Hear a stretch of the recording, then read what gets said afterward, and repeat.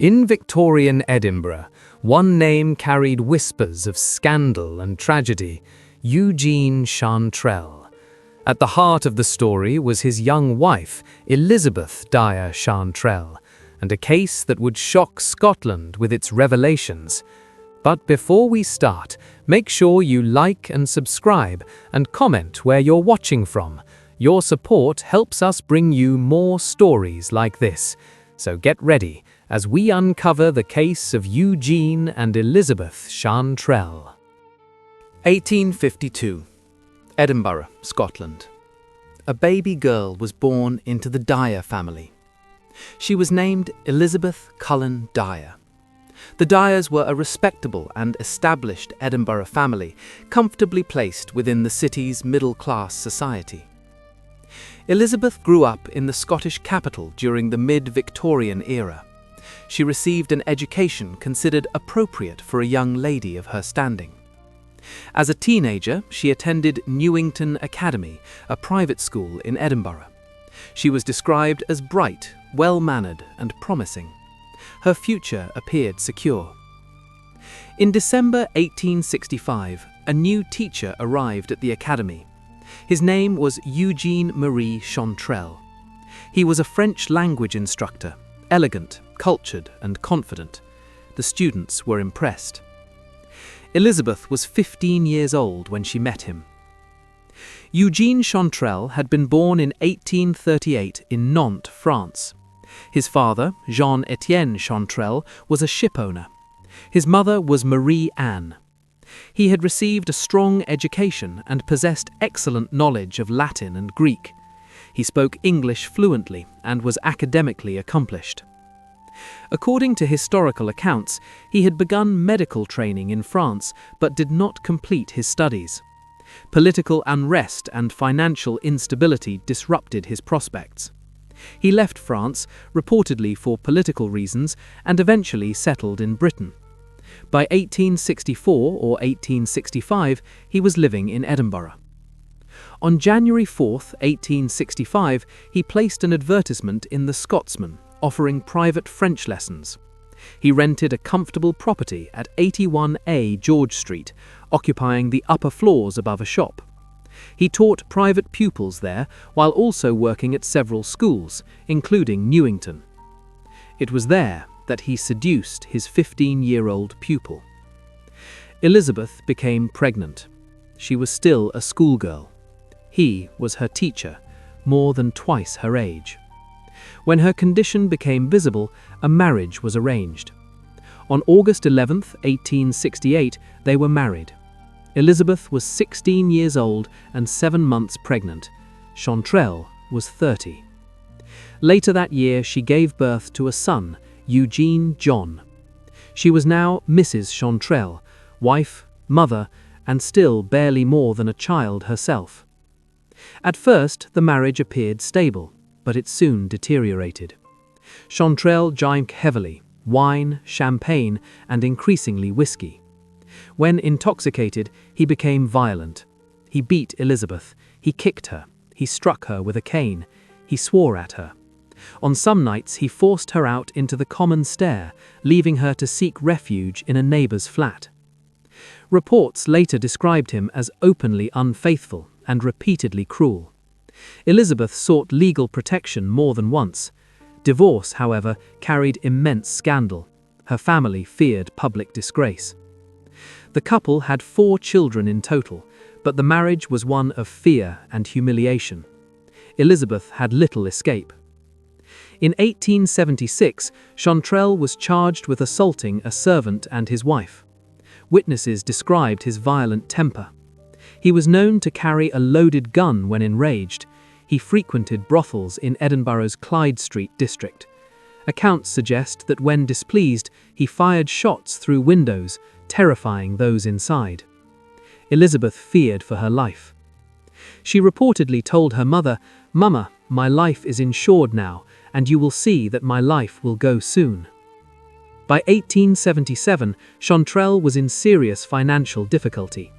His income could not sustain his lifestyle of drink, gambling, and excess. He needed money.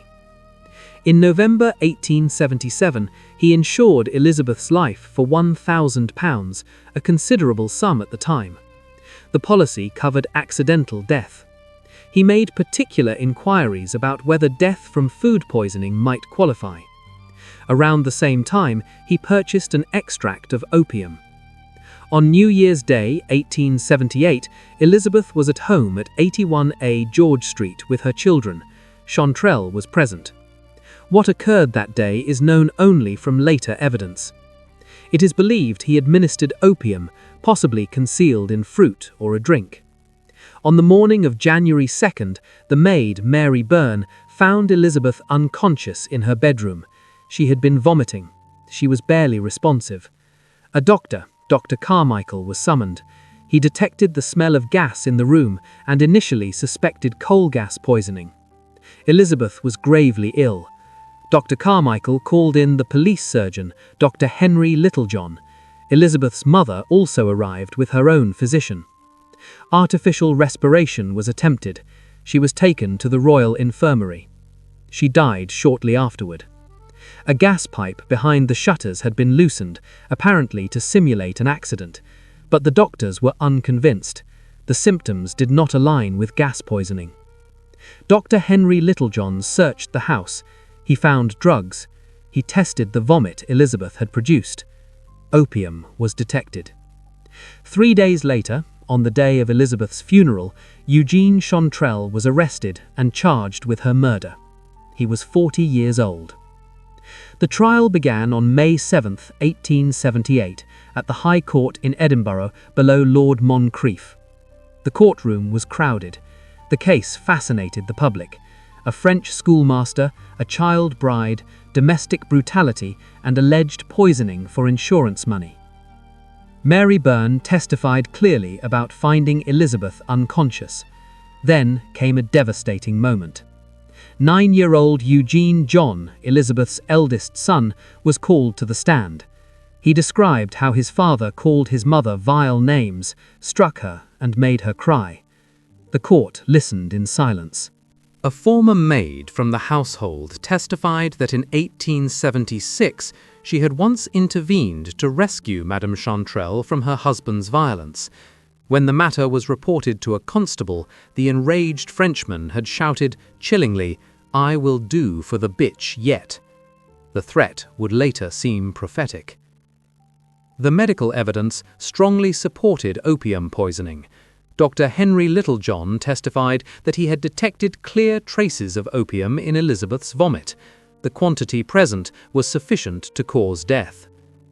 The theory of coal gas poisoning was dismissed. No significant traces of gas had been found during the post-mortem examination. The loosened pipe was exposed as a staged distraction, an attempt to simulate an accident and secure the £1,000 insurance payout. The prosecution laid out its case methodically. They presented the life insurance policy, £1,000 payable upon accidental death. They showed that Chantrelle had purchased extract of opium in November 1877, the same month he insured his wife's life. They introduced testimony detailing his long history of violence and abuse. They demonstrated his mounting debts. Motive, means, opportunity. The defense struggled. They attempted to call witnesses who would suggest that Chantrelle was not always cruel. They hinted that Elizabeth might have taken opium herself, but the medical evidence, the insurance policy, and the financial motive formed a powerful chain. After 4 days of testimony, the jury retired. They returned in just over an hour. Guilty. Immediately after the verdict was delivered, Chantrelle rose and made an agitated statement. He protested, gesturing wildly, that it had not been proven whether Madame Chantrelle had taken the opium herself or had been given it by another. He suggested that someone might have rubbed poison into her bedclothes to incriminate him. Observers were stunned. In attempting to defend himself, Chantrelle had effectively abandoned the coal gas poisoning theory and conceded the central argument of the prosecution, that Elizabeth had died from opium. Lord Moncrieff addressed him solemnly. He refrained from harsh language and instead urged him to use his remaining days for repentance.